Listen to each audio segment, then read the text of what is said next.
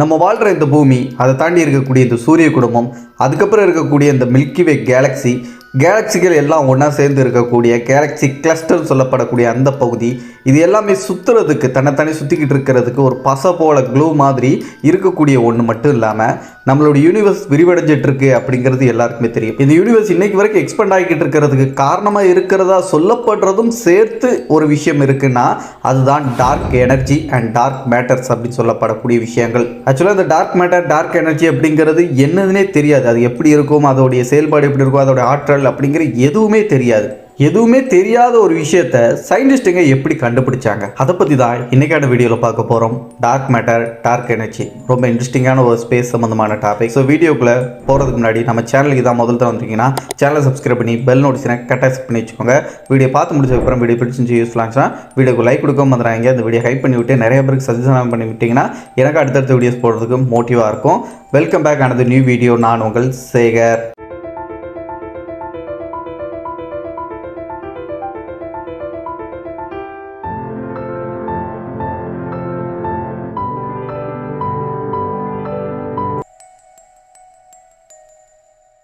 ஆயிரத்தி 1930 காலகட்டத்தில் வாழ்ந்த ஒரு ஆஸ்ட்ரானமர் தான் சுவிஸ் நாட்டை சேர்ந்த ஃப்ரிட்ஸ் விஸ்கி அப்படின்னு சொல்லப்படக்கூடிய ஒரு ஆஸ்ட்ரானமர். இவர் என்ன பண்ணுறாரு, வானத்தில் இரவு வானத்தில் பார்க்கக்கூடிய கேலக்சி கிளஸ்டரை ஆய்வு பண்ணுறாரு. கேலக்சி கிளஸ்டர்னா இந்த யூனிவர்ஸில் இருக்கக்கூடிய இந்த பால்வெளி அண்டங்கள் மாதிரி நம்மளோட மில்கிவே கேலக்சி மாதிரி பல கேலக்சிகள் இருக்குது.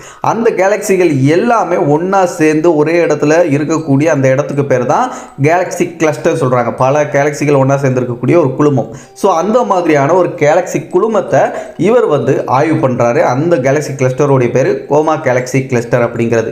ஸோ இவர் எதுக்காக அதை ஆய்வு பண்ணார் அப்படின்னா, அந்த கேலக்சி கிளஸ்டரோடைய லூமினாசிட்டி எந்த அளவுக்கு இருக்குது, அதோடைய மாஸ் அப்படிங்கிறது எந்த அளவுக்கு இருக்கும் அப்படிங்கிறது கண்டுபிடிக்கிறது சம்மந்தமாக ஆய்வை அவர் மேற்கொள்கிறாரு. இதை கண்டுபிடிக்கிறதுக்கு அதோடைய விசிபிள் லைட் மூலமாக பார்க்கக்கூடிய அந்த லூமினாசிட்டியாக இருக்கட்டும், ரொட்டேஷனாக இருக்கட்டும், இது எல்லாத்தையும் வச்சு தான் அவர் கண்டுபிடிக்கிறதுக்கு அந்த முயற்சியை ஈடுபட ஆரம்பிக்கிறாரு. ஆனால் அவருக்கு கிடைச்ச ரிசல்ட் அப்படிங்கிறது அந்த கேலக்சி கிளஸ்டரோடைய அந்த மாஸ் அப்படிங்கிறது விசிபிள் லைட்டில் பார்க்குறத விட 400 மடங்கு அதிகமாக இருக்குது. ஸோ நம்ம விசிபிள் லைட்டில் பார்க்குறத விட ஏதோ ஒரு விஷயம் நம்ம கண்ணுக்கே தெரியாத ஒரு அதிக மாஸ் கொண்ட ஒரு விஷயம் அந்த கேலக்சி கிளஸ்டரில் இருக்குது. அதனால தான் இந்த டிஃப்ரென்ஸ் இருக்கிறதுக்கான காரணம் அப்படின்னு சொன்னார். விசிபிள் லைட்டில் பார்க்க முடியல, கண்ணுக்கே தெரியாத ஒரு விஷயம் அப்படிங்கிறதுனால அதை டார்க் மேட்டர் அப்படின்னு சொல்லிட்டு ஃப்ரிட்ஸ் விஸ்கி அப்படிங்கிறவர் சொன்னார். டார்க் மேட்டருக்கு பிள்ளையார் சொல்லி போட்டவர் இவர் தான். இவர் சொன்னதுக்கு அப்புறம் தான் இந்த டார்க் மேட்டர் அப்படிங்கிற ஒரு விஷயமே பல பேருக்கு தெரிய ஆரம்பிச்சது. ஆனால் அது பெருசாக பல பேர் எடுத்துக்கிடவே இல்லை. ஏன் அப்படின்னா, ஏற்கனவே விண்வெளி சார்ந்த நிறைய விஷயங்களுக்கு ஹைப்போதிசிஸாகவும் தியரிஸாகவும் நிறைய விஷயங்கள் இருக்கிற பட்சத்தில் இதுவும் 10ஓட 11 ஒரு ஹைப்போதிசிஸ் தான் இருக்க முடியும் இந்த டார்க் மேட்டர் அப்படிங்கிற ஒன்றும் அப்படின்னு சொல்லிட்டு சாதாரணமாக விட்டுட்டாங்க. பட் 1970 காலகட்டத்தில் டார்க் மேட்டர் அப்படிங்கிற விஷயத்தை சீரியஸாக பல ஆய்வாளர்கள் எடுக்க ஆரம்பித்தாங்க. அதுக்கு முக்கிய காரணம் வேரா ரூபின் அப்படின்னு சொல்லப்படக்கூடிய ஒரு பெண் ஆஸ்ட்ரானமர் என்ன பண்ணுறாங்கன்னா, இந்த ஆண்ட்ரோமெடா கேலக்சி நம்மளுடைய கேலக்சி பக்கத்தில் இருக்கக்கூடிய அந்த கேலக்சிகளாக இருக்கட்டும், மற்ற கேலக்சிகளாக இருக்கட்டும், இது சம்மந்தமான ஆய்வுகளை அப்சர்வ்களை அவங்க பண்ணிகிட்டு இருக்கும்போது அந்த கேலக்சிகளுடைய லூமினாசிட்டி, அதோடைய ரொட்டேஷன் இதெல்லாம் வச்சு அதோடைய அந்த மாசை கண்டுபிடிக்கிறதுல ஈடுபடும் போது எப்படி அந்த விஸ்கி அவர் கண்டுபிடிக்கும் போது அந்த கேல்குலேஷனில் அதோடைய மாசை கண்டுபிடிக்கும் போது பெரிய டிஃப்ரென்ஸ் இருந்ததோ, அதே மாதிரி இவங்களுடைய அந்த அப்சர்வ்லையும் அந்த கேல்குலேட் பண்ணி பார்க்கும்போது அந்த மாஸ் அப்படிங்கிறது அதிகமாக இருக்குது. பட் ஆனால் அங்கே எதுவுமே இல்லாத மாதிரி இருக்குது. அந்த மாஸ் டிஃப்ரென்ஸாக இருக்குது. அப்படிங்கும்போது இந்த டார்க் மேட்டர் அப்படிங்கிறது உண்மையிலே இருக்குமோ அப்படிங்கிற எண்ணம் பல பேரோட மனசில் வர்றதுக்கு ஒரு காரணமாக அமைஞ்சது. இதுக்கப்புறம் தான் அந்த டார்க் மேட்டர் அப்படிங்கிற விஷயத்தை சீரியஸாக பல ஆய்வாளர்கள் எடுக்க ஆரம்பித்து 2007 சந்திரா எக்ஸ்ரே டெலஸ்கோப் அப்படின்னு சொல்லப்படக்கூடிய ஒரு டெலஸ்கோப்பை பயன்படுத்தி எப்படி முதல்ல விஸ்கி கோமா கேலக்சி கிளஸ்டர் அப்படிங்கிற அந்த கேலக்சி கிளஸ்டரை ஆய்வு பண்ணி மாசை கண்டுபிடிக்கிறதுல முயற்சி ஈடுபட்டு இந்த டார்க் மேட்டர் ஒன்று அப்படிங்கிறத அவர் இருக்கலாம் அப்படின்னு சொல்லிட்டு ஒரு சொன்னாரோ, அதே மாதிரி இவங்க இந்த சந்திரா எக்ஸ்ரே டெலஸ்கோப்பை பயன்படுத்தி புல்லட் கேலக்சி கிளஸ்டர் சொல்லப்படக்கூடிய இன்னொரு கேலக்சி கிளஸ்டரை ஆய்வு பண்ணுறாங்க. அதை அப்சர்வ் பண்ணி அது மூலமாக அதோடைய மாசை கண்டுபிடிக்க முயற்சி பண்ணும்போது அங்கேயும் இதே மாதிரி அந்த மாசை கண்டுபிடிக்கிறதுல பெரிய டிஃப்ரென்ஸ் இருந்துச்சு. நம்ம பார்க்குறத விட அதிகமாக ஏதோ ஒரு மாஸ் அதிகப்படுத்துகிற மாதிரி அங்கே ஒன்று இருக்குது, ஆனால் கண்களுக்கு தெரியாத ஒன்றா இருக்குது அப்படின்னு சொல்லிட்டு உறுதிப்படுத்துகிறாங்க. ஸோ இதுக்கப்புறம் தான் டார்க் மேட்டர் அப்படிங்கிறது அறிவியல் பூர்வமாக இருக்கலாம் அப்படிங்கிறதுக்கான ஒரு விஷயமா மாறுது. இது டார்க் மேட்டர் அப்படின்னு சொல்லப்படுறது என்னதான் இந்த மாதிரி மாசை வச்சு அது இருக்கலாம் அப்படின்னு சொல்லிட்டு ஒரு முடிவுக்கு நம்ம வந்தாலும் என்ன காரணத்தினால நம்மளால் பார்க்க முடியல. அது ஏன் நம்ம கண்களுக்கு தெரிய மாட்டேங்குது, ரொம்ப தூரத்தில் இருக்கிறதுனாலயா இல்லையா அப்படிங்கிறதெல்லாம் கிடையாது. அது நம்மளுடைய சூரிய குடும்பத்திலேயே நம்ம பூமியை சுற்றி கூட இருக்கலாம் அப்படின்னு பல சயின்டிஸ்ட்டுகள் சொல்கிறாங்க.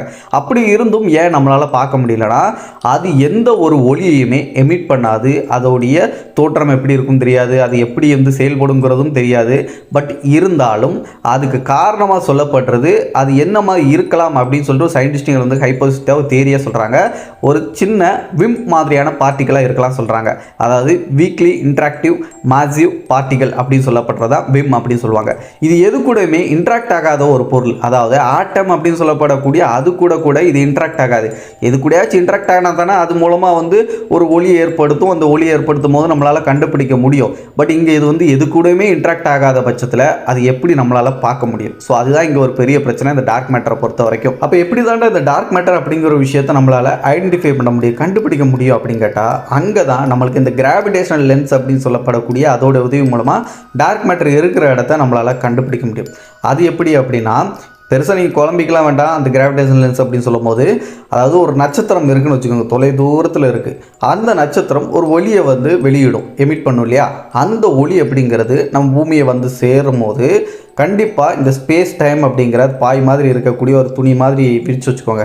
அந்த ஸ்பேஸ் டைமில் அந்த ஒளி வரும்போது அது குறுக்க ஏதாச்சும் ஒரு இருந்துச்சு அப்படின்னா, ஏதோ ஒரு பருப்பொருள் இருந்துச்சுன்னா கண்டிப்பாக அந்த ஒளியை அது வளைச்சி அந்த ஸ்பேஸ் டைமில் வளைச்சி அது சுற்றி வளைஞ்சு வரும். ஸோ அப்படி வரக்கூடியதை அந்த கிராவிடேஷன் லென்ஸ் மூலமாக அங்கே ஒரு பொருள் இருக்குது, அதனால தான் இது வளைஞ்சு வருது அப்படின்னு சொல்லிட்டு கண்டுபிடிக்கலாம்.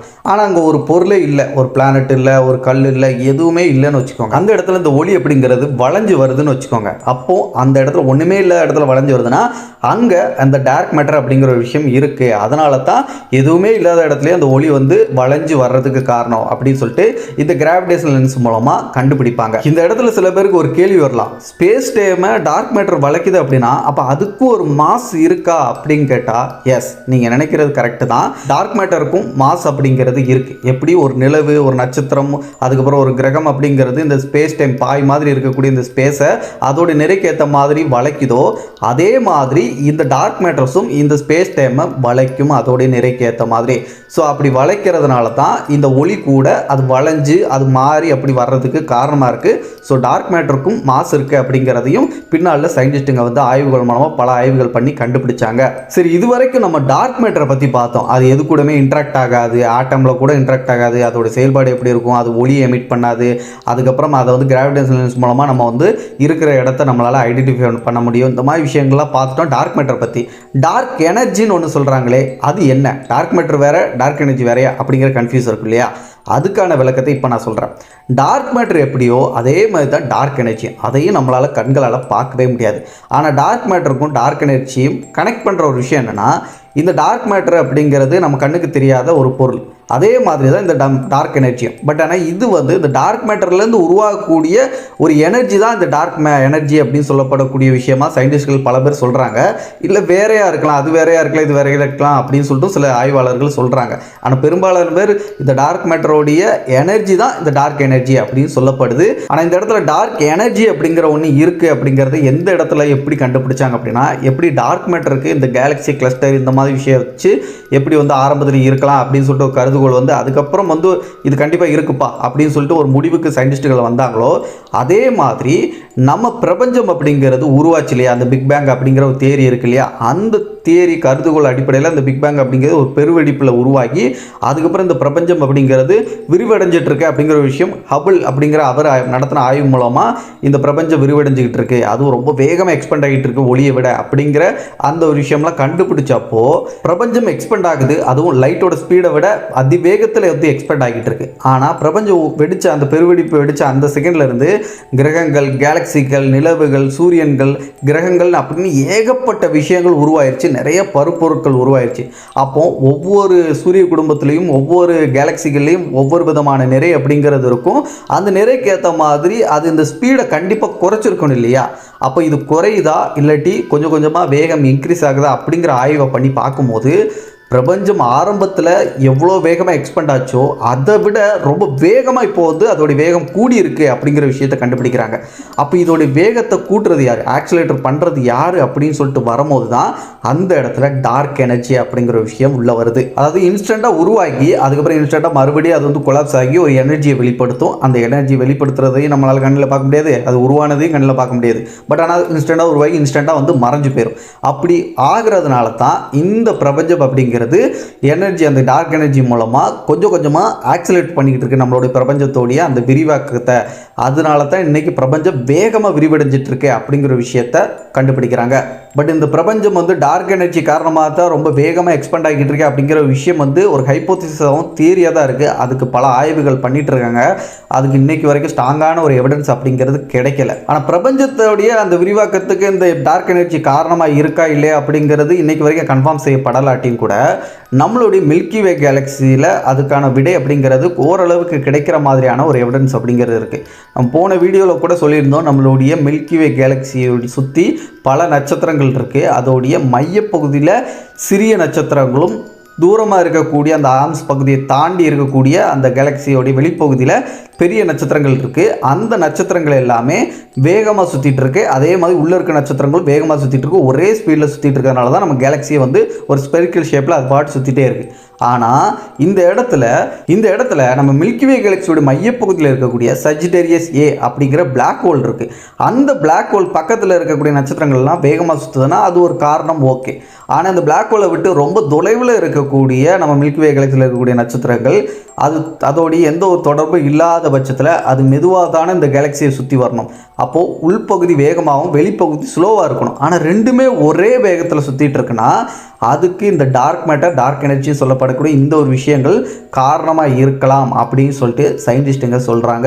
ஸோ அதை வச்சு நம்மளுடைய கேலக்சி இன்னைக்கு வரைக்கும் ஒரே ஸ்பீடில் உள்பக்கம் வெளிப்பக்கம் சுற்றுறதுக்கு காரணம் இதுக்கு தான் அப்படின்னு சொல்லிட்டு ஒரு தியரியாக சொல்லப்படுது. இதே விஷயத்தை வச்சு தான் இந்த பிரபஞ்சம் வந்து எக்ஸ்பெண்ட் ஆகிறதுல வேகமாக ஆகிக்கிட்டு இருக்கிறதுக்கும் அந்த ஆக்சிலேட் பண்ணுறதும் இந்த டார்க் எனர்ஜியாக இருக்கலாம் அப்படின்னு சொல்லப்படுது.